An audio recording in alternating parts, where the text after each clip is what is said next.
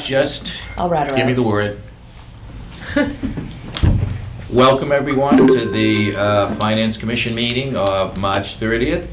This is being held in Town Hall in Room 24, and this is a hybrid meeting. We have several budget presentations to be made today, but before we do that, let's first try to get approval of the minutes of the March 23rd meeting. So moved. So seconded. Made and seconded. Discussion? Hearing none. All in favor? Aye. Opposed? Unanimous. Thank you. First budget presentation we have is from the Facilities Department. Paul, you're up. Thank Holy you. trees. So we're in the third year of the Facilities Department. Do you want to come up and sit with us? Do you? That would be Yes. nice. Yeah. Right here. Don't touch your iced tea, though. Don't flip over that. Oh, absolutely. So we're in the starting the third year of the Facilities Department. And this year, our request for FY '24, we're up $372,000. 280 of that is energy increase.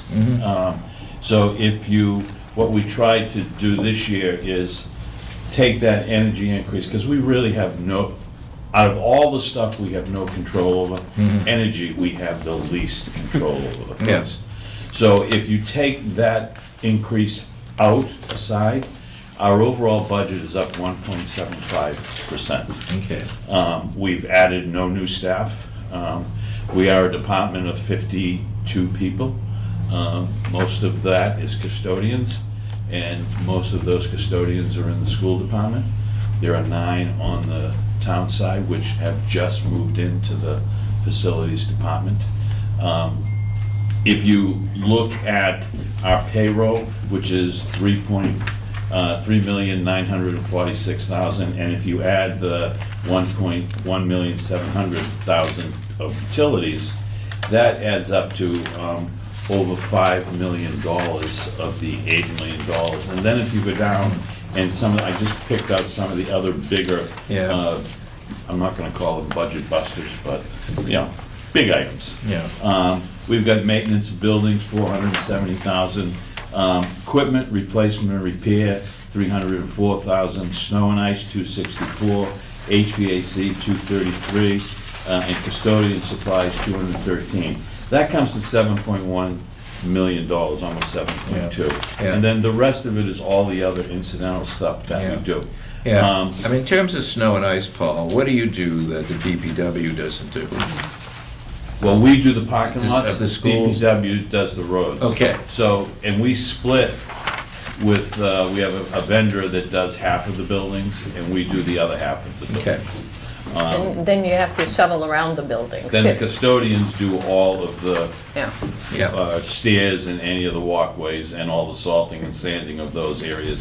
And then we do salting and sanding of the parking lots.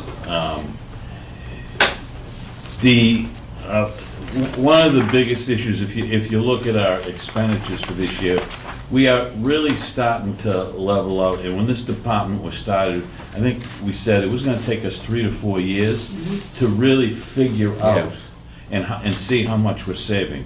We are obviously not paying an outside plumbing contractor anymore. We're not paying for our security system, fire alarm, and card access. We're not paying an outside vendor. We have an electrician on staff who's also low voltage, who's handling all of that. Our biggest outside vendor still is HVAC. And, our buildings are obviously getting old, most of them. And they're in constant need. I mean, I think we were very happy with what we were able to provide during COVID. That every system in our building, every exhaust fan was running. We had the necessary 6 to 10 air changes an hour inside those buildings. So the buildings were really, even though they're old, they're all functioning. What we're trying to do, we're gonna buy a truck this year with some of the savings, and we would like to We have a fleet of 9 vehicles. The oldest one is 2009. We would like to get in a program to be able to every year buy one vehicle out of our appropriation, no longer go to capital outlay looking for vehicle replacements. So there'll be some adjustments in the money that it doesn't look like we're spending, we're gonna spend, but I think it's gonna be for the betterment of the town. Going forward, we're all getting old. Seriously. Our department is getting very old, and in today's world, there's not a lot of people lining up to take these jobs. So that's a real concern, and I think in the next contract negotiations, what I'm gonna suggest is we gotta think about some kind of incentives to come to work for a municipality. Yeah. Yeah, I mean, you realize, Paul, I get it, I know what you're saying. You realize, we do have a budget crunch too, so Right. that has to be factored into Right, anything that we exactly, do. exactly. You think Excuse the me. pension would be an encouragement, But knowing the private sector that's pays that? so long, so far, Yeah. It's a late. when you're looking at, we gotta get younger. Our average age is like 56 years old. So we gotta bring in some really young people, and, when I was young, I never thought I'd be my age I'm at now, so I didn't think of things, so. But we had a discussion a couple of months ago, Paul and I, and I'm very happy to see us together because Blue Hills is here. And I think that there might be something good that can come out of this for both sides, that if you work together, you might find that you've got some children who are grown up by the time they leave, and a workforce, and it might behoove us to work together on this. And those kids can use some, practice, and if they are here as, let me think, journeyman, is that the right term? Well, Or- we have licensed and unlicensed craftsmen. Okay. So our licensed craftsmen are our plumbers, electricians. If we had an HVAC guy, that would be a licensed craftsman. So if we encourage them and show them how good it is to work for a municipality, it might help your, No, that's a great Issues. idea. Yeah. So- The other thing, and Mr. Chairman, I just want to remind everybody of, when Alan was the head of the townwide school building study, that was back, I think, in 2017. yes. Yeah. We chose the Coakley Middle School because it's the existing one's a cave, it's not how you teach middle school today. But there was also an issue about the elementary schools. And there was a $44 million 2017 Estimate, money right. to do work, basically to bring them up to life safety and air conditioning. That's still out there. And that's something sometime after me, the town is gonna have to think about and figure out what they do, because, our buildings, our elementary schools go from 109 years old to 58 years old. Yeah, because what AI3 at the time said is they were surprised at the old buildings, how well maintained they are. Right.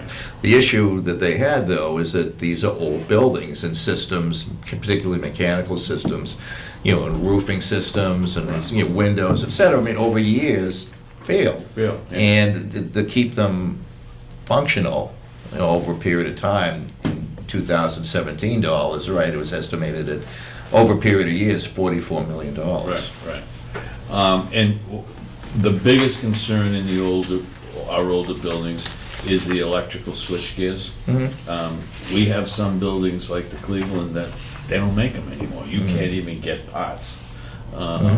So, we are continuing, we're gonna start this weekend to change all the classroom lights. We're starting at the bulbs to LEDs, and we'll go through all the elementary schools, and, we're continuing to reduce the load Yeah. on these old Yeah. switch gears and transformers, so that we can keep them going. get by for a few Yeah. more years. Good. So, Can I ask a question? Sure. Sure. So the water budget has gone down considerably. Have people stopped washing their hands now that COVID's over? Yeah, we shut off all the toilets Okay, and all this. cool. Because I was just wondering, It's all composted. it's down 64%. Is there something you've done to No, drive I that think, savings? Tony has come up with an enterprise system. Enterprise We fund. have an Fund. enterprise fund, For yeah. the water. Fair. Okay. I just wanted to make sure we're still encouraging the kids to wash their hands. Yes. Yeah. All right, any further questions for Paul? Judy? Yeah, it's been a long journey to get here, Yeah. but I believe you were chairman of one of the first. One of the committees. and, How many years ago? About 5 years ago, and I failed miserably. Yeah, well, no, you didn't No, we fail. had one We before weren't that, ready Yeah. to because I was on accept it. it. Bill was on Right, it. Bill? Right? Yeah, we started, I was 5 years before that. Right, Yeah, you were exactly, right. yeah. So we tried several times to Yeah, get it. David Hajar was the guy who really brought We it got it forward. all Yes. done, yeah. You did. It just goes to show you, you keep at it. Yeah. And if it's the right thing to do, it will happen. And I am told that the average plumber is 59 years old, and if they don't We're have a right farm there. team there. Yeah. My Yeah. brother is in machine shop kind of stuff. Yeah. They're not getting the younger people in. No, no. And It's a real concern. it is. Yeah. And a lot of these crafts, they pay more Right. than some of the back office CPAs and all that. So, And you'll make more as a plumber after interning for 2 years and apprenticing Yeah. in 3 years out of trade school than you would in 15 years in the professional world. Right. And there's quite a bit of job security there because They're not gonna outsource regardless plumbers. of what happens, people want their plumbing to work. Exactly. Same with electricity, you're not gonna outsource that. We're gonna get to a point where you're gonna pay $200-300 for the plumber to walk in your house. Yep. Oh, I think absolutely. we already Tell you paid, what you need before they even do Yeah. the work. Same with electricians. and Agreed. Absolutely. HVAC, so. Okay. any- I did have a question. Oh, yeah. Is this how the budget's gonna show up in the town meeting book? No, this is, we use this, and then we have to do some manipulation of it, and then it gets, it will be imported into Munis, and then what will be output will be the Munis printout. So if you look at a budget book from previous years, like this, the middle section, Right, because I was looking at like our year-to-date numbers for facilities, and they don't seem, the categories don't match up, and I'm just curious with like facility- why. the facility, yeah, okay, so in terms of like what chart of accounts is gonna go there. Yeah. Do you know how like you guys have budgeted it? Because what we have is, everything is broken down, we have like generalized categories and then it's broken down by building. Right. So we won't, I don't think The we, expense goes to buildings. yeah, So right now, we've got pockets of money. Mm-hmm. And Yeah. then when we get an expense, it goes to the bill, it gets coded to the building. I think we're So changing you it. see I- it after. I think we might be changing it a bit this year though, because last year what we did is like, say you had like heating, it would be one heating line, and then it wasn't budgeted by building. But I know that the school department needs that for the end Right. of year report, so I think we may be producing a lot more detail this year. Yeah, Mary's been working with Karen. Yeah. And John from the. John is over Tony's- there. Tony's office to come up with the way it needs to Okay. be for the school department to do their report.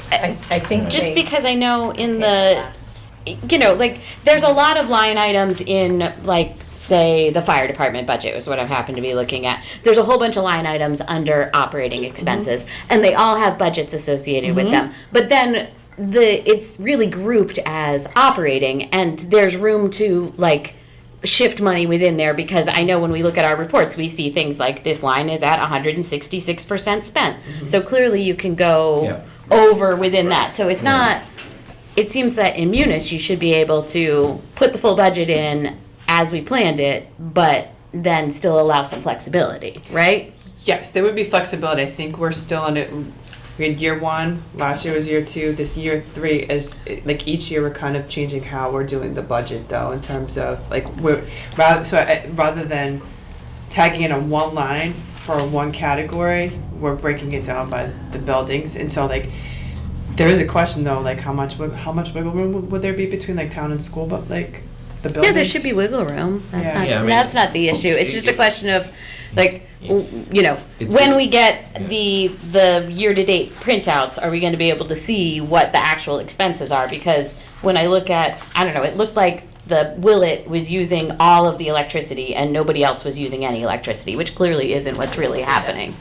Right, and I think we're gonna have to figure that out, because we're changing the budget format, and so then what will have to happen is the reports that you get will have to be tweaked a little bit. So what you're seeing right now might have to be tweaked a little bit, and so that you can see budget versus actual. Yeah. So I think we're kind of in a transition, I guess is my answer. Because again, usually the budget book would go on the, categories of salaries, operating expenses, and capital. And you'd be able to, you have interchangeability, within, each category. Right. So the whole department, what we look at is the whole department. The whole department cannot go over budget. Right. Yeah. And and usually, I don't know if we really move money, more what we look at is just, we make sure that it doesn't go over, and then when we drop the following year's budget, if it looks like certain categories were over, then we kind of say, okay, well, these categories need to be increased, those ones need to be decreased. Yeah. Okay. I don't believe the schools need it actually broken out by building, do they? Yes. That's what Karen is telling us. That's not Really? what Karen told me. She said she needed school versus municipal. She needs the total number for the schools. But I didn't think she needed it building by building. Yeah, that's how we're specifically. working it, and Yeah. they actually asked last night with the presentation by building. And that's how it was broken out for them. Okay. All right. Hopefully, Paul, they decided on the last Yeah. type of report that they want. It's not- We discussed it. So It's not the at schools meeting. deciding, it's DESI No, I know. setting that. I know, but Right. they gave us a report this morning at the budget balancing Yeah. meeting, and it seems to Budget have- subcommittee meeting. Budget subcommittee meeting, Yeah. I'm sorry, for the schools. And it seems that they have in that report everything that they need. Right, John? Yeah. That is my understanding Yes. as of this morning. Yeah. So in any event, Paul, the number that you've agreed to and the school department has agreed to and Tony's agreed to is the $8,596,263. Right. Okay. If I can just add one more thing, and I Yeah. said it at the school committee last night, so I'm not talking out of school. I really believe that it's time for everybody to look at the facilities department as a vendor. We're providing the service, and the money is kind of immaterial. We are doing 84% of our work orders are in the school department, and that will always be the case. It will always be the higher number. And we just gotta start looking at it as, we're the vendor, we're providing the service. If we're not doing our job, then go to the superintendent, go to the town manager, and complain about the facilities department. But, myself personally, I wanna get my department out of the whole number game that we're Yeah. playing with the budget. The budget's the budget. We're never gonna be Wellesley Facilities Department. But, we spend an awful lot of time trying to prove, and maybe I'm just being too paranoid, but trying to prove that everyone's getting a fair share here. Yeah. And No, everybody is getting more than a fair share. Yeah. Oh, Paul, I definitely agree So that the we've schools gotta- are getting what they need. I think the concern I have heard is the struggle to file the end-of-year report with DESI. Right. That's it. Right. It's a Well- question of, are they getting the numbers they need to satisfy the state so that we get our Chapter 70 reimbursement? So what I can say on that, Maev, is Mary, John, and Karen have been working for the better part, and somebody from Meg's office now, right? Have been working for the better part of the last 3 or 4 months to get it in a way that Karen needs it for the DESI report. I think that was agreed upon today, that she Right. is in a good place, and Right. everything, all the forms or the Chart of chart accounts. of accounts is working. Right, Okay. okay? Okay. So- Anything further? No, And Paul, Paul, thank you. congratulations. Thank you. Paul? I am not retiring. I'm stepping aside. That's good. Retirement's still no around. good. Retirement's But yeah. thank you, Paul, it's been Yeah, a pleasure it's- working with you as a finance commissioner. You've done an amazing job. Well, my guys have done an amazing job. Yes, They make my everybody. job easy. Yeah, good That's what I was leadership gonna say. helps. The Right. buildings look great, the grounds look great, and thank you very much for staying as long as you have. Yeah, I'm too old. Not allowed to leave. Yeah, see you later. Thank you. All right, see you, Paul. Okay, bye-bye. Good. Blue Hills. Kevin? Do you want us to? You can- Absolutely, if you'd like to, Come on up sure. over here. I Roll will. on up the chair. Just don't fall in my step. I don't want you to stand up. I know. I will say, you do need it by school in building. It's Schedule 3 on the end of your report. Okay. Do each individual Yeah. school and report on it by itself. Okay, all right, thanks. No problem. Okay. So, welcome. Thank you. Just introduce yourself. Kevin wants to introduce us. You introduce. Oh, okay. I'm Michelle Resendez. I'm the business manager of Blue Hills. Jill Rossetti, superintendent. Okay, Kevin Connolly, the Blue Hills representative to the town of Raleigh. good. Okay, and I'm Alan Slater, chairman of the FinCom, so welcome. Thank you very much for coming. Let me just throw it open to you, you know.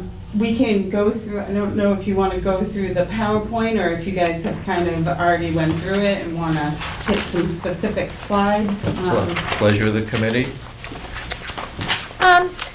You know what, for the sake of the people out in TV land, Yeah. I think maybe we should go through this. Sure. Okay? Yeah. And maybe go through things a little quickly. Don't have to depending read on, it. But, you know, Line by line, but, you know, hit the high points. yeah. So the first slide is just really to let you guys know on how we create our budget at Blue Hills. In summary, basically what we do is, over the summer and in the beginning of the year, we take a look at our previous year's data and the majority of the data, but we also take a look at what's coming and moving forward. And we do a lot of, I won't say we're 100% zero-based budgeting, but we do a lot of, we're not gonna just do it because that's what we've done before. And so you see, I think each year that I've been here, there's been some changes within the lines because we really take a look at what we've spent our money on and do we have, like, take for example, electrical. Do we have 23 kids in electrical in the next year that we need to spend these things on? And if not, then we are gonna reduce that budget. And our leadership team really takes a lot of time going line by line. They present to Jill and I, like, as far as like pencils, like, I mean, they really go line by line in their budgets. And I think our budgets over the last 3 years have kind of proven how well that's worked for us. So we do a lot of analyzing. The leadership team comes to Jill and I, and then they present to us our budgets. We go through their budgets. Jill says, yep, no, type of thing. Is this a need, is this a want? And then what we do with those budgets is then we go and we meet with our budget subcommittee from our school committee, and we go over the budgets with them and get the subcommittee's approval first before then we move to our full school committee. And then they approve it like tentatively for me to present to the towns. And then we wait for the town meeting. So that's basically how we go about our budgeting. So the next slide is our budget priorities. This is something that we, set in our minds before we create our budget every single year. We want to be responsible, realistic, and responsive. Our next slide is our budget goals. These goals are actually every single year we create new budget goals because it's an ever-changing landscape when it comes to school. So basically our budget goals, we try to align them with our strategic plan for the district, and I always forget the name of our strategic plan for the district. We're just gonna go with that. Yeah. So we try and align our goals to what our plans are moving forward with our school. So we have a financial goal, a school building goal, teaching and learning, admissions, recruitment and retention, and community relations and culture. And those were the things with our leadership team that we talked about this year that we thought we really needed to focus on when we were building this budget. Yeah, I mean, how's the new building additions worked out? So actually, I heard you guys talking about water. So that's one of the things that we've saved on in our new building, just by replacing, we had replaced 2 coolers, I guess you could say, in our culinary department that were water cooled before, so it was constant water running through them, and they're not anymore, and that actually did save us a good significant portion. Another benefit to us having a new school building was COVID, because we didn't have to spend the money that we were getting on the HVAC and Okay. Yeah. everything, so we really were able to reinvest in the school system and the education of the kids and kind of bring that money to the Good. classrooms, so that really was a benefit for us, and we realized that a lot. And I think, I don't know if you know, but last month, your assessments were reduced because we actually had excess E&D. And then we return those funds to the town, so you did get money back. And I really think that was due to, we had these ESSER funds, we could use them in the investment in the school, and we're not in the business of just spending money to spend money. And we do realize that all these other districts, you have, I heard you just say 108-year-old buildings, so in that mindset, we were like, you know, I think it's better for us to make sure that we kind of give something back, because we are able to have a new building, so.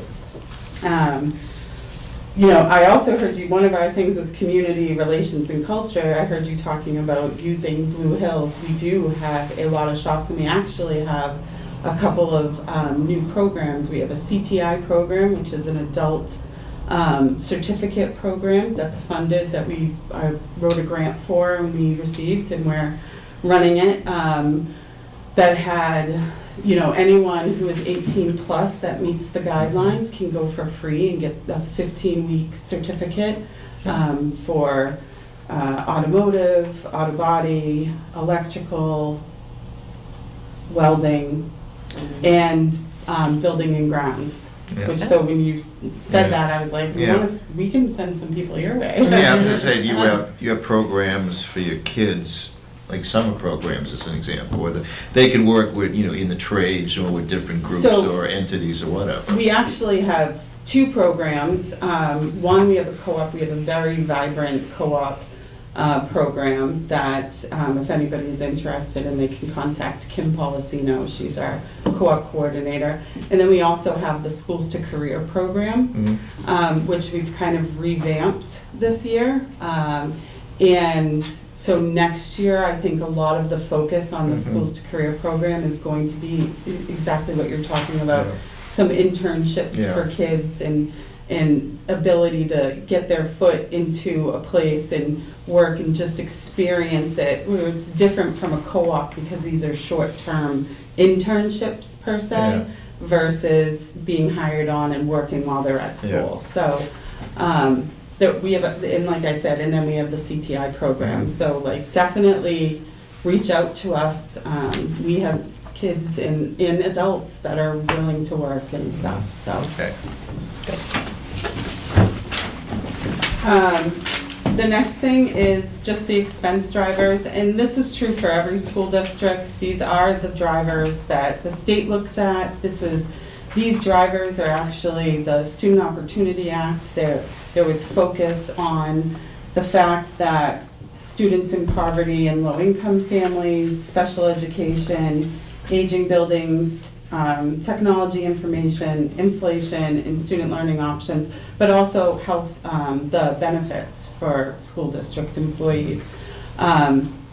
Those are some of the things that the state took a really hard look at, and that's why a lot of people received some additional funding in their Chapter 70 this year, or FY '24 as well, moving on. And the reason for that is because the state took, we were saying, you're reimbursing us for these things, but they cost way more than what the dollar sign that you're putting on it for it. And it's hurting us in the sense of we're not able to then provide this high quality education because we're trying to pay all these other fixed costs. And so the state did a great job. They have a 7-year plan, and we have seen an increase in our Chapter 70 funding, which is helping us move forward. We have a couple of different SOA goals as a district that we had seen, which the 3 that we were focusing on is supporting educators to implement high-quality aligned curriculum.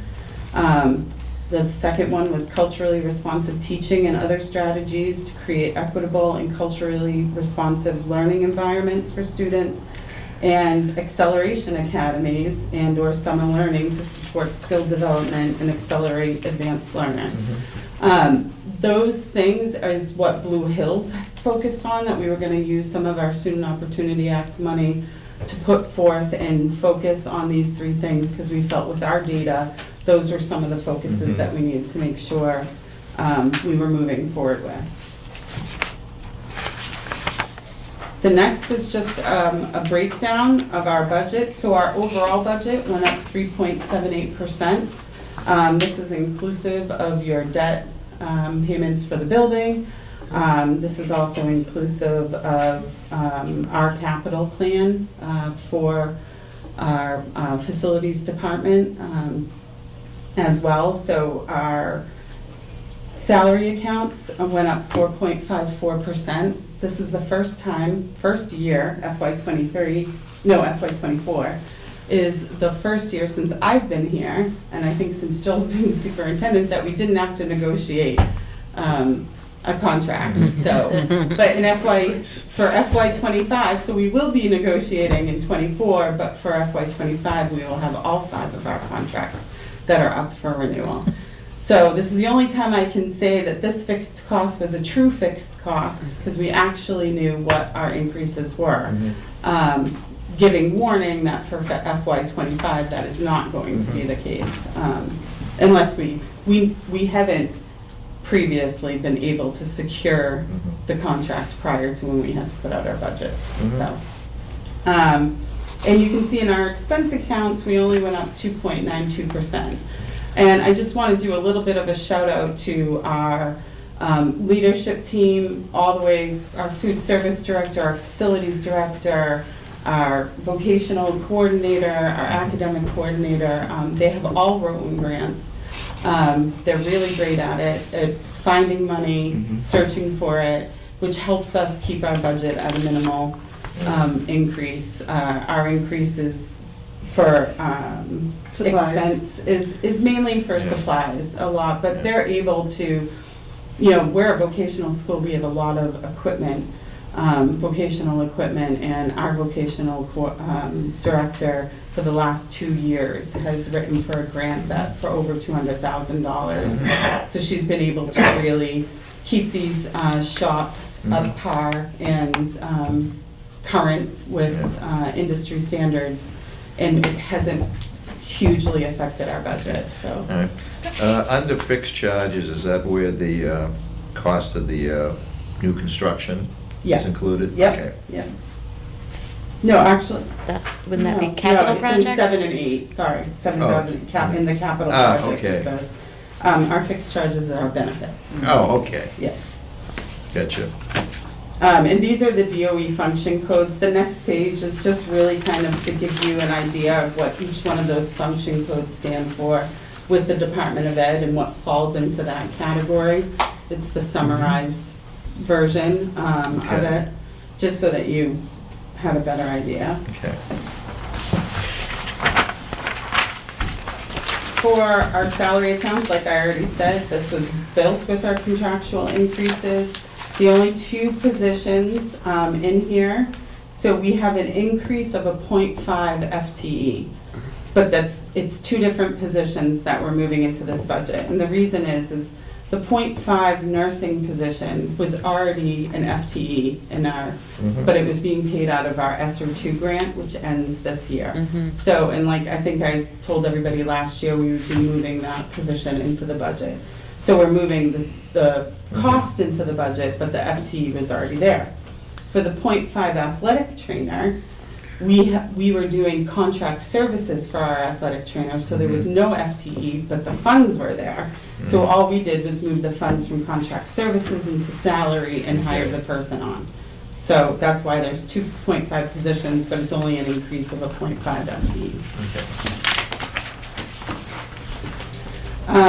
We can probably go fairly quickly through the salary portion because besides contractual increases in those two positions that I just told you about, there really is no other increases within salary. So I think we can probably move on to our expense accounts. 2.92 increase in expenses. When we look at our 1,000 expense, it went down 0.56%, and that's the school committee, superintendent's office, and the business office. 2,000 series, which is all educational-based curriculum and such, went up 2.35%, and that mainly is due to inflation. That has a lot to do with our vocational shops, metal, wood, and everything like that, with an increase.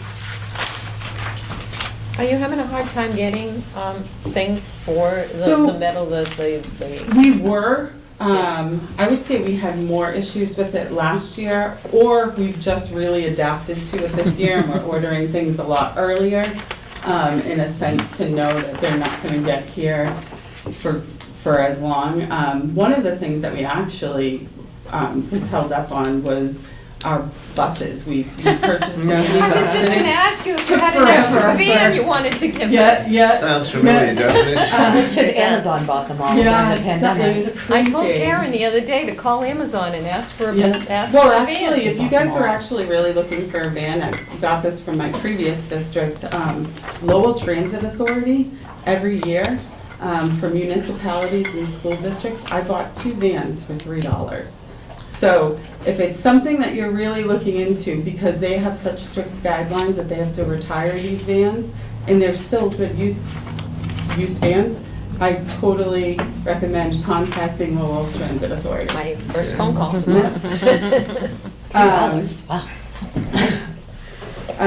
Next is our 3,000 expense, and you'll see an increase here is our transportation and our athletics, and the athletics is actually transportation as well.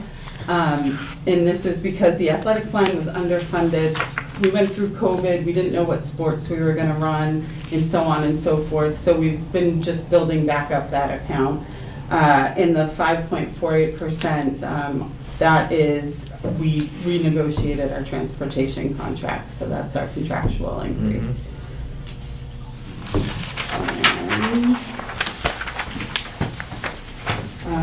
Our 4,000 series expense, 0.54 increase, and this is honestly because of our utilities. You would think that our facilities department would go up more, but like I said, we saw some savings in our utilities, so we moved them to different accounts. So they still have a robust budget, but it's not a huge increase for this year because we just reallocated funds, like you were talking about. At the end of the year, you looked and you said, we don't need it here, we need it here. So we did do a lot of that within this department. What is utility services? What It's function? electricity, phone, that kind heat, of gas, water, it's all of those utilities. And it went down that much? Is that because of the new building? Yeah, well, it was our water. Our water, we saved like almost 20,000 or 25,000 just in the water, just replacing those 2 coolers. So we expect out of that new building that you're Yeah. building, you are building, that we'll get some very good savings. We I'll keep found that some in great mind. efficiencies Under in the new investment. building, Yeah. yeah. Our 5,000 expense is our benefits. And you know, this is the normal, our insurance, 9%. I'm sure everybody else's is basically around the same. I do actually expect an increase in FY '25 also in our insurances. We're part of the GIC, and they just sent us some crazy numbers yesterday. Our dental insurance, they were trying to go up 6% on. I mean, we've negotiated differently, but I'm just putting it out there because I think FY '25 there is going to be some gonna be nuts, increases in yeah. health insurance beyond what we've seen recently. So, What did we assume, Mike? Was it, what, 7%? 7%. Yeah. At this We're right in point. the same ballpark. yeah. We're also GIC. Yeah. Did you see the stuff that Yeah, they? and all the plans are being All collapsed. changed Yep. and it's Yep. stressful. But other than that, that's the basic changes here. The employee separation cost, you see it went up 150%, but I went up to $12,500, and that's because our auditors were like, you need to put more money in that line, and stop relying on a transfer every year to cover Yeah. it, so.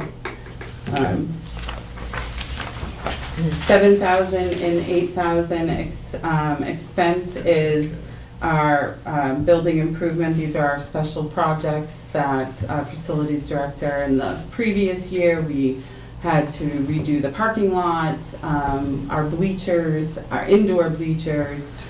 These were all things that were not part of the building project, but that we're able to fund through our facilities budget. And we also do we're on a replacement cycle with our fleet as well. So every year that we put one van truck. Last year we had a sander, snow plower. So every year we try to make sure, we have trucks that are from like 1983 still sitting on our thing. So. Like, do you have a capital plan for replacement of vehicles? We have a 5-year replacement, like a 5-year plan for our facilities, for Okay. all of our capital. Okay. Yes. Something that I'm vaguely familiar with. Yeah, I think you know something about that. And then it's our long-term debt, principal and interest. This is the cost of the new building. This is our payments on the new building. Okay. So next is just a quick budget timeline, and right now we're at the request and review, January, February, March, and we're right on target. And then our next step is town meetings after these. And I like to remind the commission that this is a tentative budget. As we all know, state funding hasn't been set yet. Our numbers are going by the governor's Yep. H1 numbers. Yep. Traditionally, since I've been on the school committee, the House is more conservative. And then when the Senate gets their crack of the budget, they will add more money that the House had cut. So, basically, when we get more money from the state, we will reduce the assessments, as we always have. But we don't increase the assessments if we don't get as much money either. We actually work within our budget that's when we go into cut mode, as bad as that is. And, Yeah. but thankfully, since I've been here, we haven't had to do that. Yeah. so. Yeah, we've usually, I mean, usually, you tend to see somewhat of an increase once the legislature, finally passes House 1. Yes, Yeah. yeah. So, I mean, we're in the prediction for our Chapter 70 money for next year actually really kept down your assessments. As you can see, your assessment's not going up Yeah. very much at all. And really that has to do with the fact that we're predicting to get more Chapter 70 money than we normally would. This year we got I can't remember off the top of my head, but an increase in our assessment as well this year, Yeah. so. I mean, an increase in our chapter 70 this year. The next is just because I always feel like I should put something in to explain to people what chapter 70 funding is and how it's done. And that's just because, you know, we tend to sometimes present to committees that there are brand new people on, and the funding for schools is so, it's such a big formula. So this is just me trying to summarize what it is, but basically, chapter 70 is the gap that they fill between what the state determines is your foundation budget, which is the minimum that you spend on education. And then they say, your towns can pay out of this budget, they take into account your property taxes, how much you paid for your property, as well as your income base. And then that's what they determine how much your town can pay. So then we get our minimum local contributions, which is the state says Norwood has to pay Blue Hills this amount of money to educate these number of students that Norwood has at Blue Hills, according to that crazy formula that has to do with health and benefits, special ed, ELL, low income. They use all of those calculations, they get those prices, they say this is how much it costs to educate a student, and this is how much Norwood has to pay. Here's our foundation budget, here's actual Blue Hills budget, because this is what we think we have to pay. So your MLC comes to here, chapter 70 fills the gap between your required contribution and our foundation budget, and then we actually assess you a little bit more over the foundation budget, because again, that's the minimum. I always have to say that, because people are always like, why do you need more? I'm like, because it's the basic minimum to educate kids.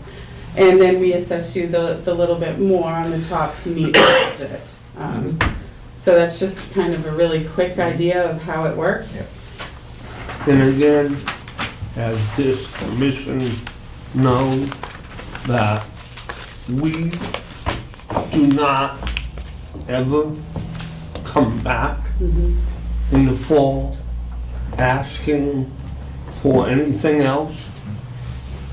So when somebody compares Blue Hills budget to, let's say, the Aggies budget, and their local assessment, their local assessment is their second bite of the apple.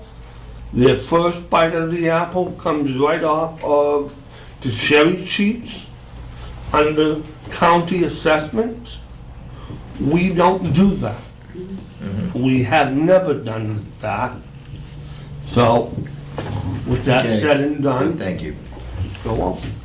The next is just, I just wanted to put it in here so that people understood there are two different types of assessment. That when a district is formed, they choose between, we are the statutory method of assessment. Back in 1970, 66 or whatever, when Blue Hills was incorporated, this is the method of assessment that they chose between the districts. The next is the governor's budget, chapter 70 projection. This is literally right off of DESE's website, so this is just to give you an idea.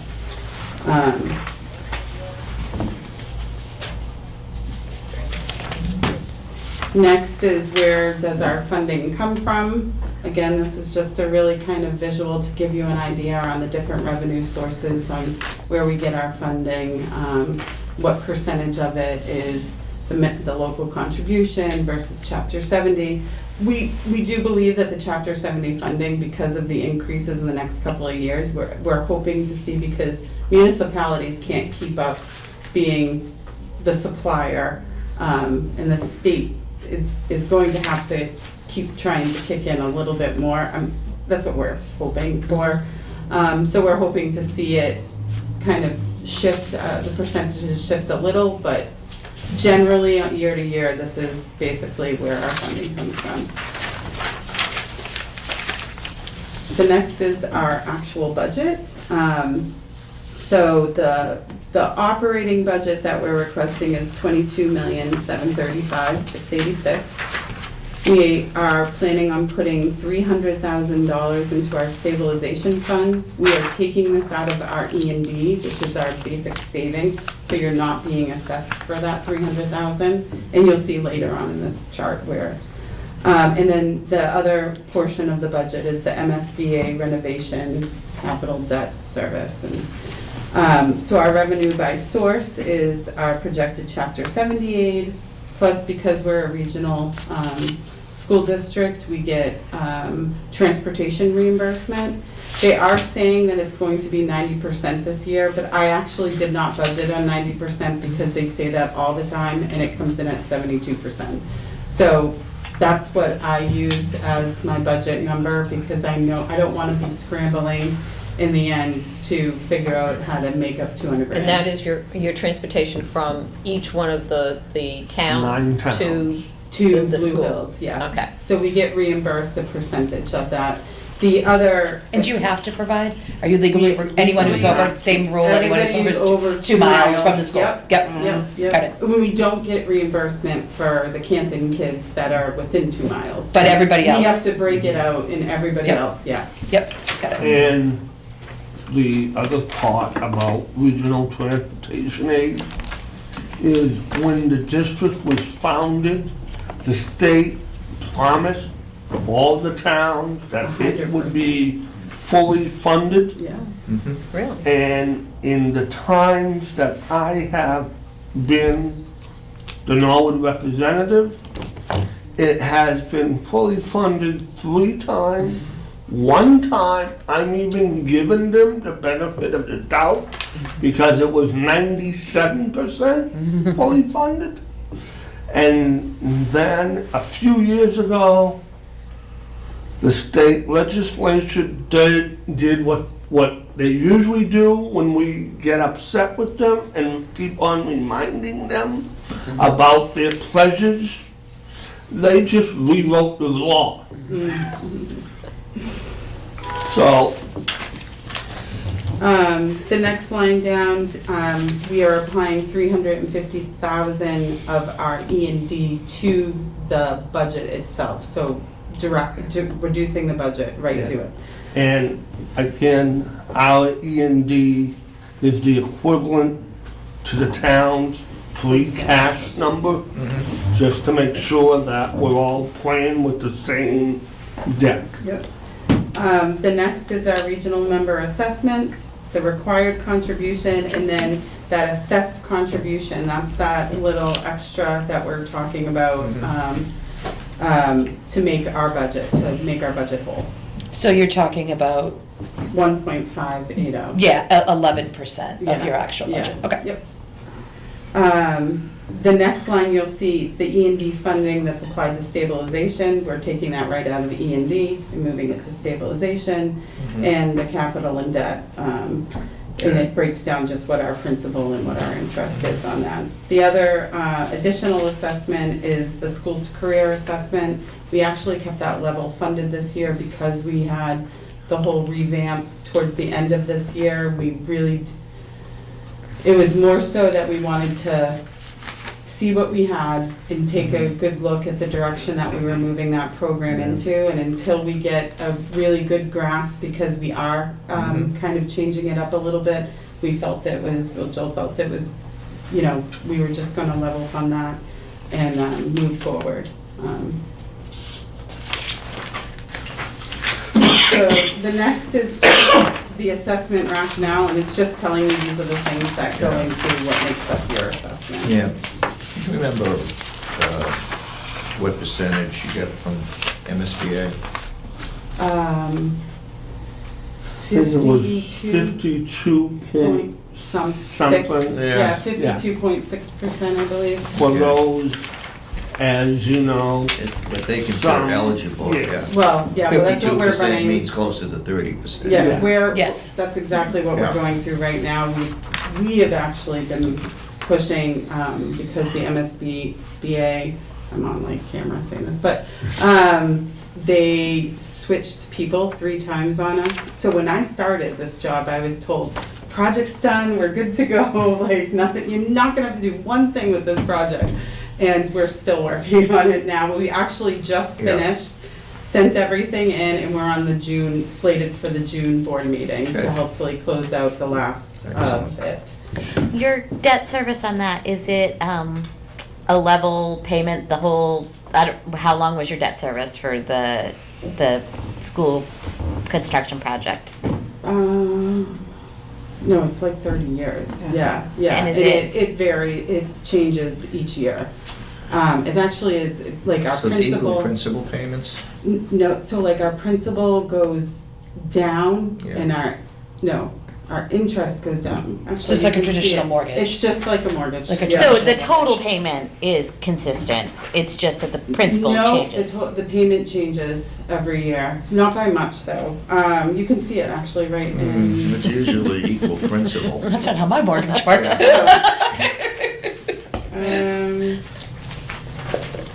It'd be great if it did. I know, wouldn't it be nice? Because we can see the breakdown from year to year on, right here. So in 2022, our principal was $695. In '23, it was $730, and next year it's $765. But your payment stays the same, it's just a different percentage is going towards interest versus principal. No, our payment doesn't stay the same either. My treasurer takes care of Yeah. it, but it does not. It varies very little, Yeah. but it does not stay exactly the same. Yeah, So it's a flat percentage then? okay, all Yeah. right, so, Yeah, because see, it was, in 2022, it was 2096, then it was 2095, and now it's 2093. yeah. Okay. So, I mean, at that I mean, he level, gives at that me those level, it's numbers. almost like equal debts. yeah. Yeah. That's what I'm saying, it's very, very close, but it's not exactly the same Yeah. amount every year. Okay, And then we're on to your assessments. So Norwood, you had an increase of 3 students. And your increase, 2.74% increase overall with a monetary increase of $55,343. okay. Which I think with the reimbursement that you got in the March thing is probably, I don't have that number, I usually bring that number with me too, but Okay. It's a wash. yeah, it was pretty much a wash. What's your average cost to educate for people? So if you look in the back of your budget book, you can actually see exactly what Norwood's cost is Awesome. to educate Thank you. Blue Hills people. So right in the back, we have a lot of charts Yeah. that we talk about our assessment history. They're mainly on page 38, 39, Got it. 40, and 41. So your per pupil breakdown for FY '24, if you go all the way across, would be $19,859. Okay.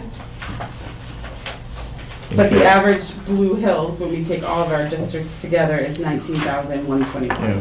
Got it. Just curious, I mean, Norwood's enrollment has increased significantly the last 5-6 years. Any reason for that? Well, I'll take that one. Okay, And it is strictly speculative, but there could be 2 reasons. One is the economy. mhm, The more kids hear mom and dad talking about finances, mhm, we will get a bigger increase. yeah, Second reason is, goes back to high school, the new high school and the new middle school Mhm. that's going to be built in MSBA, is back when I was going to high school, we had something that was called SHOP. mhm. Yeah. I remember it well. That's right. Currently, there is no shop component at Norwood High School. So if you, So so is if the is kids it? Yeah. even have any questions, if they want something, basically, we're the only game in town. Yeah, so I mean, if they feel they're interested in trades, they can go there. On the other hand, if they decide later on, well, we really don't want to have the trade, they still get the education and can still go to Correct. college. Okay. Yep. How many students do you have apply each year? Between 500 and 600 now. We only take in about 248 for the freshman class. It's really competitive at both less than I've levels. definitely heard that, Yeah, yeah. less than half. Yeah, it's crazy. Yeah. I've heard Aggie's very competitive too. Both of them are. Yeah. Okay. All right. So, assessments. And that's really it. That's it. It's, if you guys have any questions for us, or Question- anything further. Have questions from anyone? Further? I just, out of curiosity, and I'm not sure how I want to word this, but do you have towns that are having difficulty with meeting their own budget at this point in time? Never mind having to pay for children going out of their district? Well, we are your district I know. too. I'm sorry. I'm sorry, I have to say that every time. But outside of the town district, I think is what, inside of the town itself, not Right. the area district, Right. I think that's what Yeah. it's saying. Right. I don't know at this No. point. Not anyone that we've met with thus far. Okay. I think this year is a little bit different because a lot of people have received a lot of the ESSER funds Right. and the Right. COVID relief and the SOA increase. We were a little bit blessed in that, Yeah. but again, if it's a district that has aging buildings, a lot of that money was used on those Yeah. buildings. Yeah. So, Okay. Any further questions? With the Blue Hills people here, would we like to, as a FinCom, take a position on their budget? I'll make a motion to approve their I'll second. budget. Made and seconded, further discussion? Hearing none, all in favor? Aye. Opposed, unanimous. thank you Thank you. guys. I would like We really to- appreciate it. And I would like to take this opportunity now to say thank you for 30 years working with, 33. well, Yeah. 4 years and I've been 30 years, working with Mrs. Langone. Yeah, And I remember one Saturday morning Yeah. that she had called me when we had floated the first bond since 75. And we didn't know what the procedures were. So Mrs. Langone called me on a Saturday morning and I walked her through the procedures. And I was still living at my house at the time with my parents. And my mother said something like, "You've been talking with that woman for 45 minutes." But I would like to say thank you for all of those 30 years and 33 years of public service. Thank you very much. You've done a fantastic job at Blue Hills Technical. How long have you been there now? You said? 30 years. Oh, you're 30 years, I've been 30 years. and I'm 33 for this one. Wow. yeah. Yeah, Thank you both for your service. Yeah. You. and both of us are re-elected every year. Yeah. Yeah, When it's good, right? Yeah. Why mess with it? vote early and often, as I always say. Thank Great. you very much. Thank you all Thank you. very much. Thank you. And definitely give us a call if you have people you want to. Awesome. All right, And my advice to the chair Push Yeah. on that. All right, is perfect. when we get to town meeting, yeah. please listen to the moderator. Or the gavel's coming out. Thank you. Good night. Kevin, I will listen to her as much in town meeting as I listen to her at home. Oh, we're doomed. I would hope. We're I would doomed. hope that would be a little bit better. Yeah. won't say a word. It'll all be yes, dear. All right, water and sewer. And I think we have Mark available. Mark Ryan is available virtually. Welcome, Mark. Hi, Mark. Good evening, Mr. Chairman, members of the commission. Nice to see you all. All right, great. Who would like to get the ball rolling on water and Sure. sewer? Yep. So I'll start off with sewer, if that's okay, Mr. Chairman. Sure. So you have my budget in front of you. Yeah. We'll start off with the salaries for sewer. You will see an increase. That has nothing to do with body count. We have not changed at Public Works with the number of employees. This is just a matter of, since we've gone the enterprise fund way, we're trying to allocate the monies appropriately.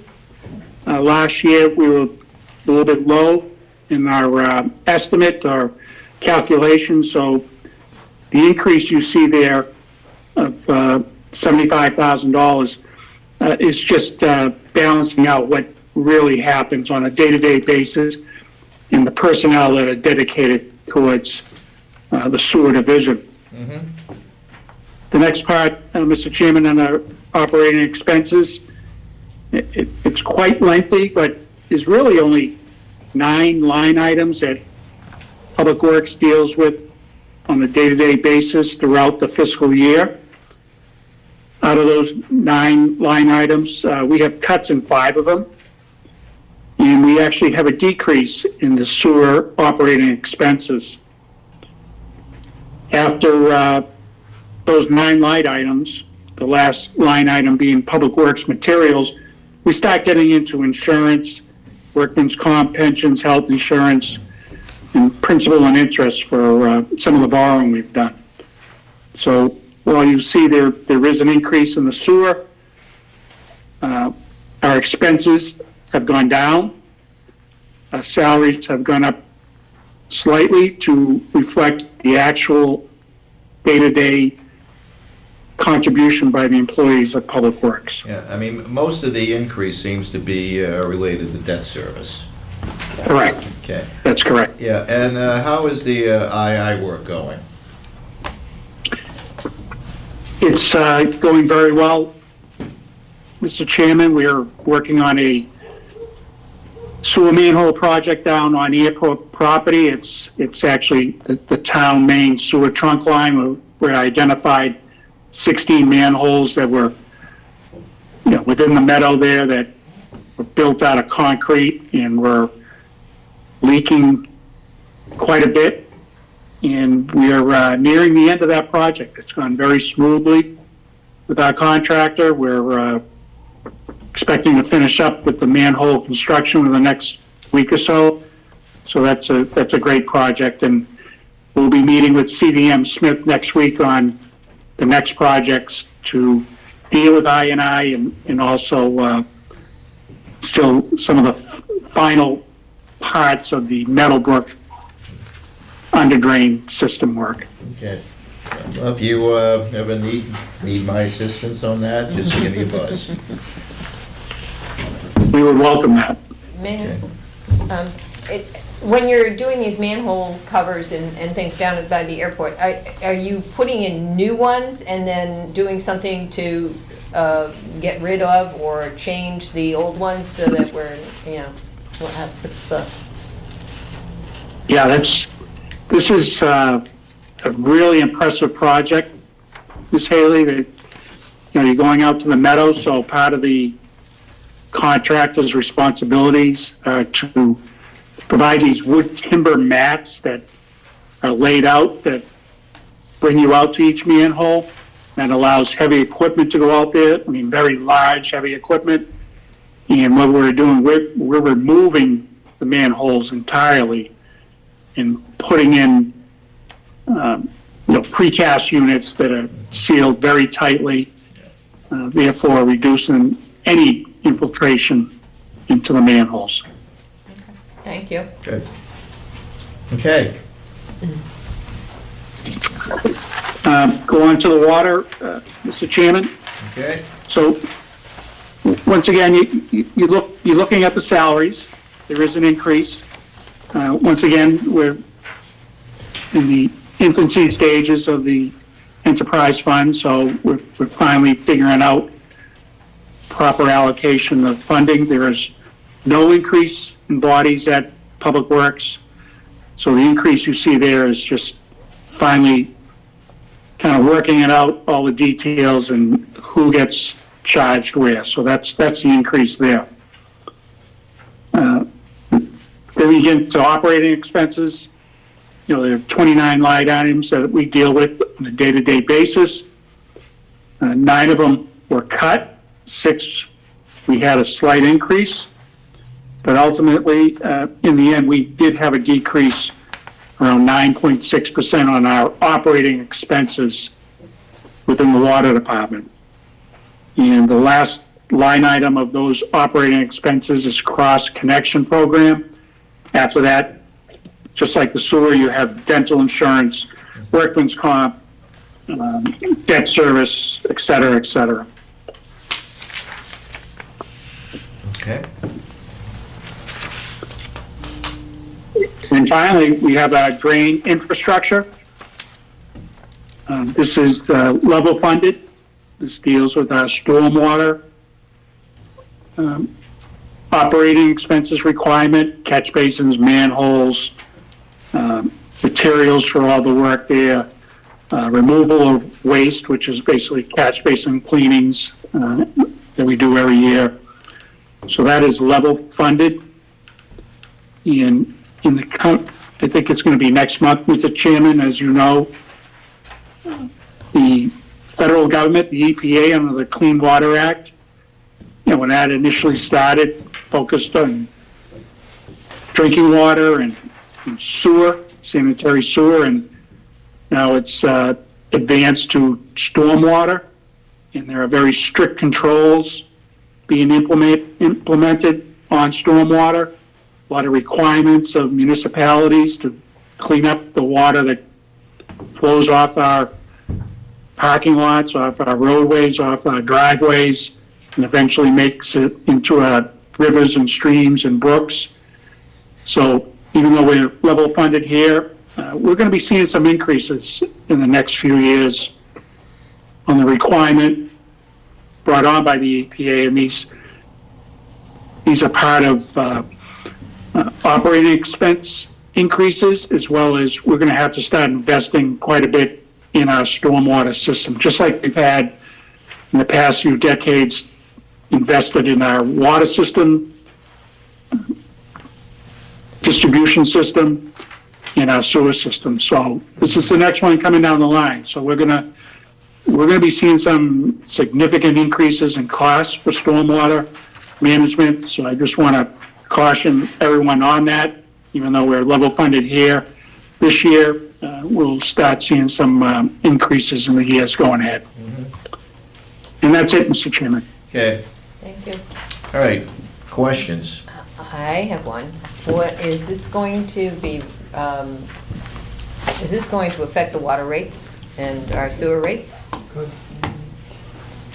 So you're talking the drain, Ms. Haley? Yeah. The whole thing? The whole thing. The whole thing. Will our sewer rates be going up? I mean, you know, So, You're How- talking how- about the water and sewer rates. right, Yeah. the water and sewer rates. So water and sewer rates, each year we go through that exercise in April and May and bring to the selectmen for implementation come July 1st. So we'll be crunching those numbers based on our budget here, what our MWRA assessment is, and then a rate will be determined. So we'll be understanding that It in the hasn't next been done month or yet. so. It hasn't been done, it hasn't been done yet, but the other thing I'd like to point out too, if you look at the budget, is that, so Joe Collins worked very in depth on creating these budgets, and what he's done is he's worked in funds into both water and the sewer budgets to do a rate analysis, to make sure that the rates that we're charging here in Norwood are, Okay. fair or comparable to other communities, so that was a really important part. Yeah. Okay, I didn't know how that was going to work now that, you know, we've got the enterprise funds. okay, Is that the right one? And yeah, this is an enterprise Right. fund, yes, correct. yeah. So it's significantly different than we've had. Right, and you know, I mean, this will be the second year. So, I mean, in terms of the process too, just to give a little bit more background, because Joe did really work on this. He worked very hard on this and he's put a ton of time into it. So he kind of did an initial pass through, and then what I did is I ran the expenditure reports for water and sewer for 22 full year and for 23, and we kind of did an assessment to see, looking at 22 for a full year, what accounts needed to be kind of adjusted.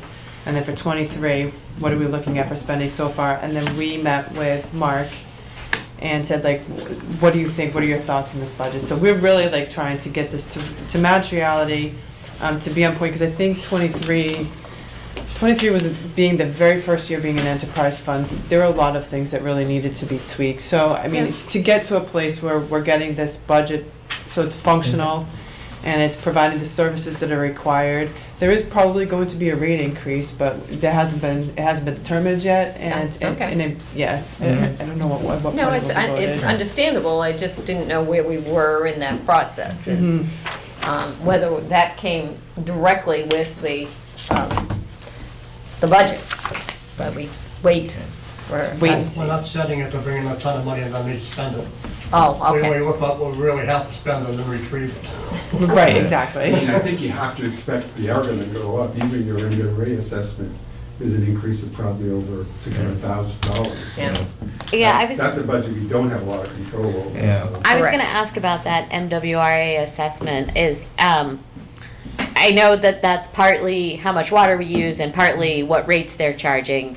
And I'm just curious, I guess, how stable is our water usage year to year, and how much of this increase is just that we're being charged more per gallon? I'm sure we're not charged actually per gallon. I'm sure it's a different unit, but whatever it is, like, there's a charge per water. Well, there is one more, if you don't mind, Mark, there is one more item in the MWRA assessments. It's your metered use, storage, and water. But also because we're part of a district of 60-plus communities, part of the assessment also is a calculation as to what percentage is your community of the total usage of water. So those communities that are able to reduce infiltration, keep water consumption low, they see annual rates that actually get stabilized and go down, whereas those communities that have water loss and things like that are gonna see their assessments go up. So, am I right in that, Mark? That is correct. Thank you. Yes, Mr. Donnelly. Yeah. So, And, you know, it- although she is working Yeah. for them. So, but Mark, I guess we didn't answer the question though. How stable is our water usage year to year? The water usage is pretty stable. We're around 2.7 million gallons per day. We're not increasing. The town's doing very good. Conserving water, I really think our cleaning and lining program has aided in that. So we're making great progress there. Sewer, there has been an increase. Mr. Slater brought up the I&I. So a few years ago, Bernie Cooper recognized it right away because he was on the advisory committee, and he would see the reports come in and he'd be reacting right away. Why did we use so much water last month? Or why did so much sewer go into our sewer system, or water into our sewer system? And we had to do, a town-wide, so the sewer went up. The amount of sewer gallons was going up, and we're all perplexed, and we did a study town-wide, and we identified down at the airport. And there was a big influx of infiltration, inflow, whatever you call it, going into there. And we're addressing that now. So we anticipate that will lower the quantity of sewer being sent to the MWRA. And as I said, next week we'll be talking about upcoming projects to look for other sources to try to reduce that number. So bottom line is, water's been pretty stable, sewer has gone up, but we believe we addressed the largest contributor to I&I down at the airport, but we're going to continue looking for other sources. Great, thank you. Okay. Anything further from Mark? I'm all set. Okay, thank you, Mark. Thank you. Thanks, everyone. you. Oh, can I say, Judy, happy stepping aside, I believe you called it, not retiring. And, I've been here 24 years, Mr. Chairman, and Judy has been nothing short of being the most terrific person to work with. She's always been tough with her questions, but fair. She's always been respectful of all department heads. And we're just so fortunate as a town to have her, and I've enjoyed, Judy, working with you all these years, and I'm looking forward to seeing you around town and probably on some other committee, I'm sure. So congratulations. Thank you, Mark. You've been terrific to work with, and I've enjoyed every minute of working, not only with the town, but with you. And I know I come to you, I ask you questions, and this is offline. I'll just call them up and say, hey, what about this, what about that? And when are the sidewalks going to go in on Rock Street and things like that. They are going in. You told me June. Thank you. Thank you for your kind words. Okay, thank you, Mark. Bye. Thank you, everyone. Okay. That brings us up to the next item, which is the final town budget. A big one. Whether we want to take a vote on that, although I did note one item on that Change? I had a question with. I'm not sure the number was identical, and that was with the facilities budget. We can come up with that in the package. There's the number that Paul had, that one, I've got it. Because the number Paul had is a little different than the number we have in this summary sheet. Not that much different, It's health insurance. but it is a little bit different. I mean, Paul's number was 8596263. This one is 8511784. So it's a difference of about, I don't know, $85,000 plus or minus. And Paul says that his number is the correct one. Got it, okay.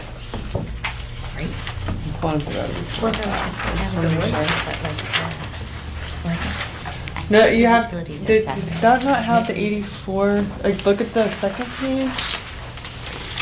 84,000, you come to the 859. Oh, I It's on see, the it's second done. page. Oh, okay. It would look like you had the whole thing, but it just continued on. All right, never mind. Just gave poor woman a heart attack. Yeah, never You mind. did a little bit. All right, pleasure of the committee. Would we like to approve the final budget So moved. for the book? So moved. So moved. Second, Second, discussions. Hearing none? Can I ask a question? Yes. It's not necessarily discussion. So in fiscal year '22, we left $7.8 million of levy capacity on the table, right? Do we lose the ability to tax that levy, or can we tax that at any time? It will stay in the levy limit, it's just, you don't have to tax all the way up to your. No, my question, well, now we're having some budget challenges, right, which weren't foreseen then, or else we probably wouldn't have done that, right? Now we're having budget challenges. Do we lose the ability to raise that $7.8 million because we're limited to 2.5% a year? Or can we increase beyond 2.5% because we have that levy capacity that we didn't tax? Well, We didn't go up 2.5% that year. Right, So right. we forever lost the ability to get that 2.5%. No, well, because I mean, if you look at the revenue, the levy limit at the top, that what always carries forward is that levy limit from the previous year carries forward. That's your base. So whether you tax up to that or not, Appropriate about what the levy was, yeah, Yeah. so you don't lose it. you don't. Yeah. Yeah, you don't lose it because it just carries forward. Yeah. You can choose not to in that one year. You can choose not to go, but then the next year You your could base- you could Yeah. do you could do that plus the 2.5%. Yeah. Right. Yeah, that was my question. Right, but I Okay. but I guess the point is that, you know, the tax limit, the increase every year has been 2.5% of the previous year. So Yes. we've been consistent there. So Yes. we're not, technically leaving money on the table. No. Okay. Any further discussion? Hearing none. Take a vote. All in favor? Aye. Opposed? Unanimous. Thank you very much. All right, good. Through with the budget. Although we do have a lot of work to do on the budget, not only town meeting, but following the end of the fiscal year, we will be meeting with the Budget Balancing Committee on a regular basis to get a head start in the FY25 budget. We do have a number of concerns about sustainability, both on the school side as well as the town side. And we want to, again, as I said, want to get ahead of that. So we, can try to come up with some sustainable solutions. At least that's our goal anyway. All right. Next item is budget book dashboard. Maya? So last week I had given you all a draft of like a dashboard that I thought I would like to create to give a snapshot of the fiscal health of the town. Yeah. And, a lot of the information that was in those graphs was kind of already involved in the book, but some of it was in table form, so it made it harder to see. And some of it was, we had a checklist for our financial policies, and it said is our debt service number below this, and we would just check and say yes. But it didn't really give you a good estimate of how much below we are, and with stabilization, we need to be above a certain amount. But I don't know if you can pull up that sample that we were looking at. So I was hoping that the committee might have some feedback to give to Meg on. Actually, I think there might be an issue with me getting onto that drive. Okay. Laptop. What it is that we wanted to see on that dashboard. I mean, Meg had pointed out that on the top half of that dashboard, there was stuff that was already in the budget book about the trends in the there it is. Okay, thank you. The trends in the revenue and then the budget allocation and the trends in the I fixed that so it no longer says revenue, it says that's actually spending on the right hand side. So I don't know if we think that is important to have as part of the snapshot. I do think that we said we definitely wanted something about stabilization and the override stabilization account. Judy had suggested she would like to see something about free cash there. I think that's super important. That's a big part of our financial health. So I don't know whether maybe we want to add free cash to the stabilization chart or whether we want to ditch some of the charts that are up top or one or more of the charts that are up top and really focus on kind of the things that are about our financial health. So I think the idea was it was supposed to be our stabilization and then our debt service. Oh, and on the right-hand side, that was originally pension and OPEB. And Alan was pointing out that we should do that in percentage rather than dollar amount.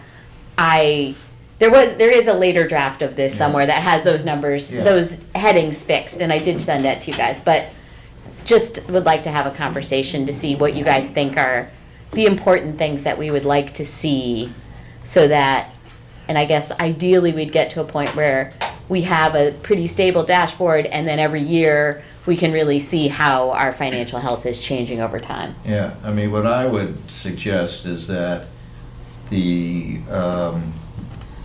graph in the lower left on stabilization and the override stabilization, also include free cash. I don't think it's, unless it looks that busy, I don't think it would be. And I think to see all three main reserves in one shot, I think would be particularly useful. Would we want to Would call you be that? better? Would we want to call the graph the reserve history? Yes. That sounds good. Yeah, Okay. Yes. Yep, I'm in favor of that. yeah. I like the rest of it. I think you did a great job, Maya. Thank you. I ideally would love to see some horizontal lines in there for what our debt service cap is. I definitely take the point that is absolutely a cap. It's not a target. We're not trying to get to that. But I think it's important for us to see that we're hopefully well below that cap. And then for the stabilization, we do have a target of 5% of operating expenses, total operating expenses. And so it'd be nice to see that as a line in there too, just so that we could kind of see how Yeah. are we doing with our, compared to our targets. Yeah. Okay, so back up, that's, which graph are we working on right now? The bottom left. Bottom line. Okay, so the one with OPEB and pension? No, bottom left. Oh, sorry, okay, stabilization history, so we Yeah. have those, the two stabilizations, we're adding free cash. Changing the- And putting in our target line Okay, for target. the stabilization fund. But that would be all stabilization funds together, right? Because that's what our target's based on. So what I would do is I would have like a bar graph at the bottom and then have it go higher and show a line graph where we are, and then put the cap up there with the line graph that shows the total altogether. Oh, that's true. You could do That'd that be all nice. on one graph. You guys are talking I about can cash.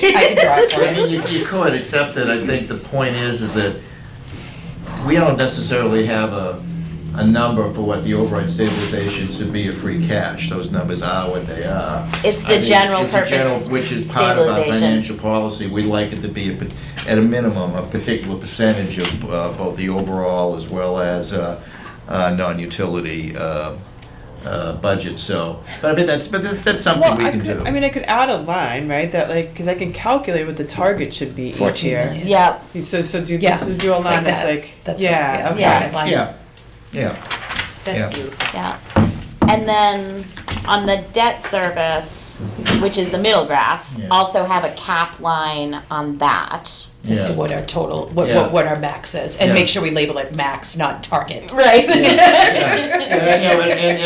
we'll, come up, with the actual debt service numbers for. Yes, these are 2020. not correct. Yeah, those are, Yeah. we gotta play with those a little bit, but, I had a hard Well, time. Meg has all that info. Right. She can make it Going funny. back, going way back, I had a hard time finding debt separation, service yeah. that didn't include not utility debt service. Yeah. So that was how that number Yeah. is weird. I mean, that, well, see, so that gets complicated because the debt, we have so much debt, so to untangle all of it, I would have to probably get it from our financial advisors. Yeah. Same thing with the OPEB chart, we should have what is fully funded. We should show. Well, Alan was suggesting we do that as a percentage of fully funded. Fair, okay, So then- you're right, you did say that. yeah, because I Yep, think, that's fair. I think the number we have for OPEB is something like 2.6 million or some number like that, which is, wow, you have 2.6 million in the OPEB account, well, it should be something like 135. Yeah, no, that's right, that's That's really good, nice. yeah, Yeah, that's good. Yeah, that graph. You did say that That too, graph sorry. is actually close to accurate. That like that little gray line is the OPEB, how close we are to the target. It's not very high. That's But telling you, it's trending upward, and that's the You important just thing. see a smaller It is scale, telling- so it looks it is like telling it's a story. fair. It's telling a story, absolutely. So- Not a so- good one, but. so what is nonetheless. the change that we're making to that? Nothing. Nothing, okay. It's just gonna be in Putting more money in the percentages. Unless maybe it's already in percentages. I don't think so. I don't think so. No, It's in- it's it's that's just the in fund down. So that one we want in percentage of Percentage of funding. Yeah, funding. and Yeah. change the title too. Yes, and change the title. Okay, And all that. Awesome. anything further on that? It's No, great, I think it's excellent, fantastic. good. All right, Thank you Meg, do all. you need anything further would be the question. No, so I Right. think I'm just changing two graphs. Am I right? And Yeah. correcting and checking my numbers. And checking Yeah. your numbers. And we might want to look at a different graph version for the two ones that look like the ocean. Yeah. They're hard to read. I know the reason I They're chose stacked, yeah. a stacked graph. So I'm totally open to suggestions, but just on the top right graph that shows that says non-utility revenue, but it's not supposed to say that. It's supposed to say total expenditures. Yep. And the reason I chose a stacked graph is because in the middle of that 5-year period, we added facilities, which is that gray number. Okay. And what happened was both schools and general government went down because facilities started to come Yeah. up. And so Yeah. I thought the only way to really tell the story Yeah. was to do a stack so that you could see the whole thing is growing. It looks like my geology lesson from when I was in middle school, well, junior high at that There's time. sediment Yeah, exactly. Sedimentary. Yeah, exactly. That's exactly what I think every time I As see I would it. say, a soil profile. There you go. That's exactly what I see when I look at Yeah. these graphs. All right, good, great, Metamorphic, excellent. Okay, that's So is finishing. that staying like it is? Yes. Well, we can think Or about like do that you for want to now. mess around? Yeah, that's yeah, see if you yeah. can find a better Play visual with it, for it. Yeah, absolutely. I could draw you one like this. You know, not so bad. That's so super helpful, Kelly. Thank you. Yeah, nice, the I gotcha. the scientific method. All right, anything further on that? I don't have anything else. All right, Thank you. any other business? I think there might be. Well, I wanted to say something Yeah. about our Well, esteemed it- colleague. Yeah, I mean, it seems as if, difficult for all of us, but we are losing Judy on the FinCom after, what was it, 53 years, is it? 103 years. It seems like that. Oh, Yeah. don't ever say that to a How lady. did Yeah. 53 years work? 33 years, and, why don't I just ask people if they'd like to say something. Ann? Maybe you can begin? Don't say everything yet. Oh, no. Judy was my mentor. I met Judy as town meeting member, and she encouraged me to come along on this wonderful ride that we've had for the last 33 years. And Judy was, Yeah. oh, I'm gonna cry, I'm sorry. I know. Judy was a very important person for every one of those minutes that she spent with us and gave so much of her time and effort. She just is wonderful. So, as the newest member of FinCom, I've only had the pleasure of working with Judy as a fellow commissioner for a year, but my relationship with her goes back further than that. It goes back further. It does. Absolutely. When I announced my candidacy for school committee 7 years ago, Judy took the time to sit down and talk with me. And we each had very different perspectives on the school budget. But I already respected Judy and the time and effort she had devoted to the town of Norwood. When we met, Judy came in with open ears and an open mind. She asked tough questions, but good questions. She clearly knew the history and the players better than I did, but she was more than willing to welcome a new voice to the conversation. During the years I served on the school committee, she was often opposed to some of the positions I was advocating for, but personally, she has been a friend and a mentor. She sometimes offered advice on how to build consensus, and failing that, she sometimes reminded me that with 3 votes you win and 2 votes you lose.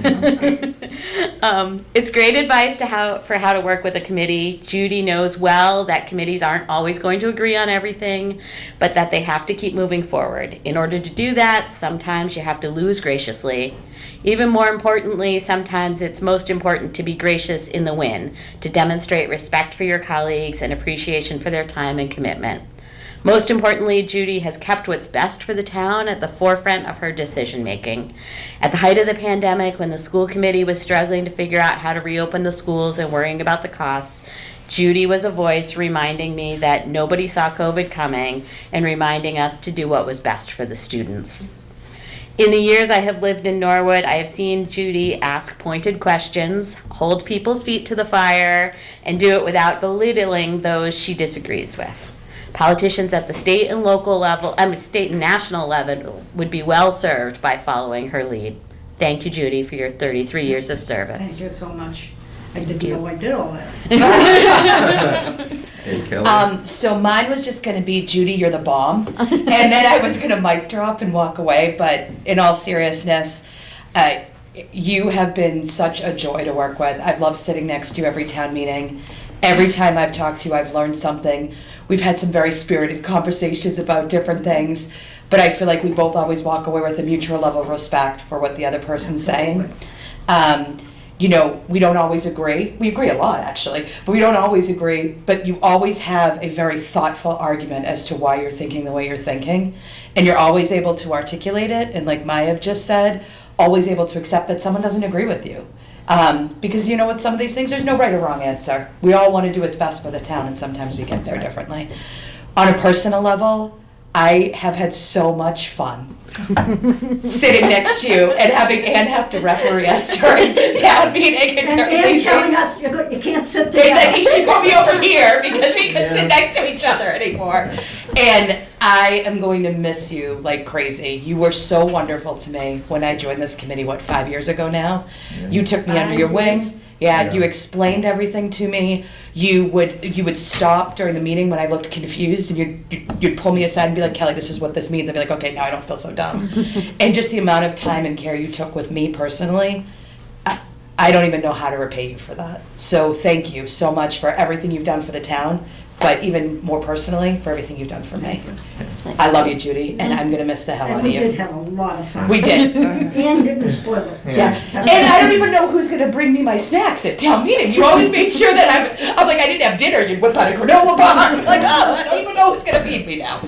Well, I mean, I first met Judy on the original committee of 21 that we did for the police fire station, well, 20 some odd years ago. At least. And, you know, there were some really strong personalities in that committee. You had John Carroll, you had Bob Thornton, and, you know, Tom McQuaid was there, and Dick Heath. I don't remember whether you were there, Bill? Yes. Bill was there. With all those people there, there was no question who the leader and the boss of that committee was, and that was Judy.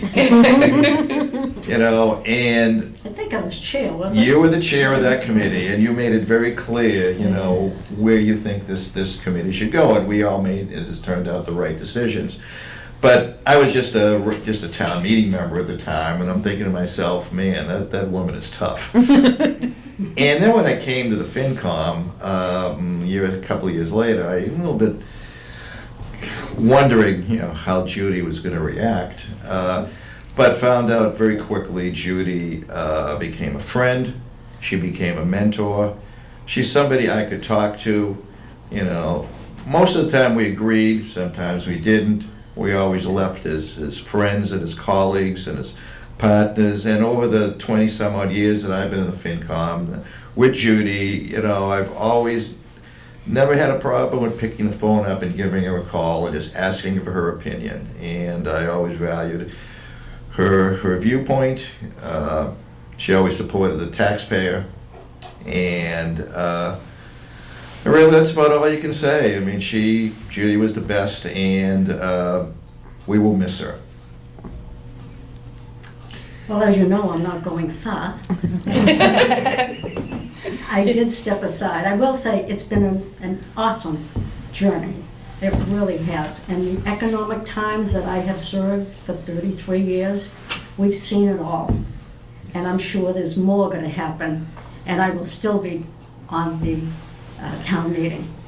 And so I leave this with a happy feeling that I made a difference. And I didn't realize some people thought I was tough. Really? Oh, yeah. I know at the committee of 21 I was. Yeah. Because that was my idea, to have the committee of 21.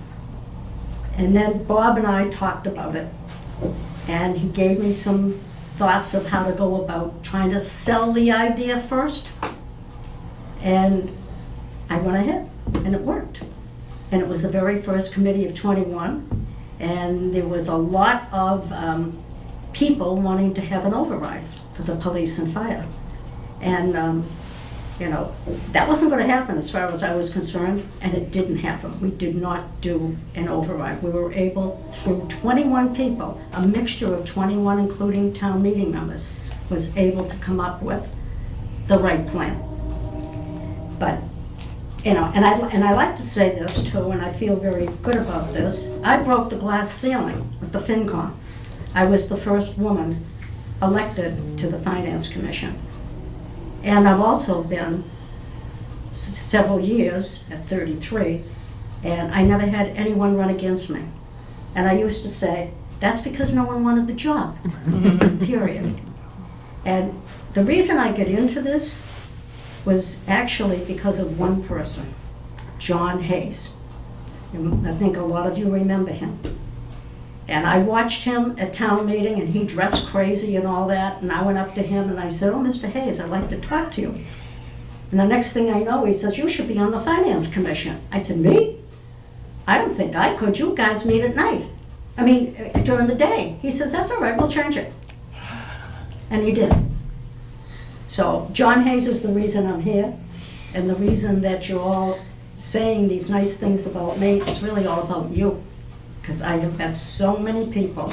I would have never been able to have the sphere of knowing people as much as I have now.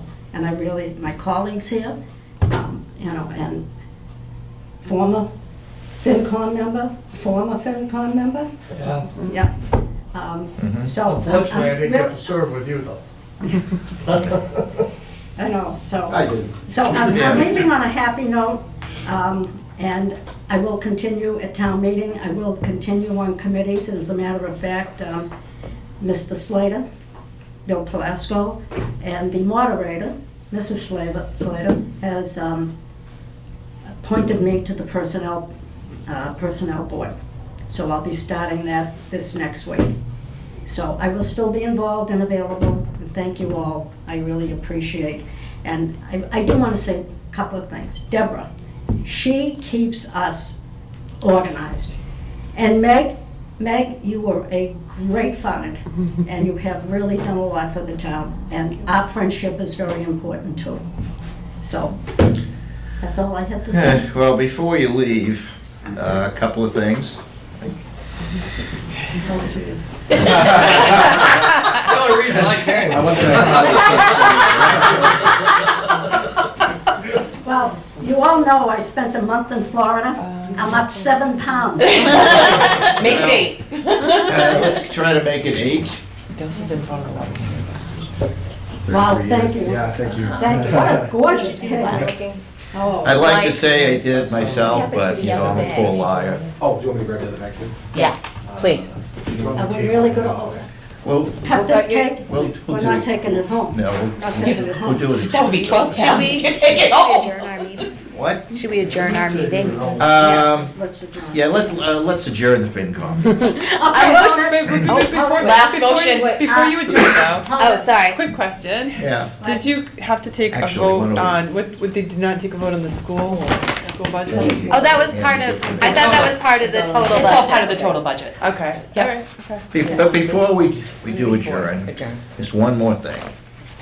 Oh, Judy, to you, geez. please. Yes. You Please- guys are please something. open. I was hoping to avoid all this. Yeah, we knew it, but, you know, we figured we'd catch We you. had to torture you one last time, Judy. We're not gonna let this go on TV. Yeah, that's all. Okay, Okay. all right, Fair.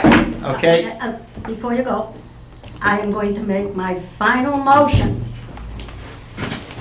Final motion for FinCom, but not final motion for the future, okay? I make a motion to adjourn. And second it. I'll second. Second, made, any discussion? Hearing none. All in favor?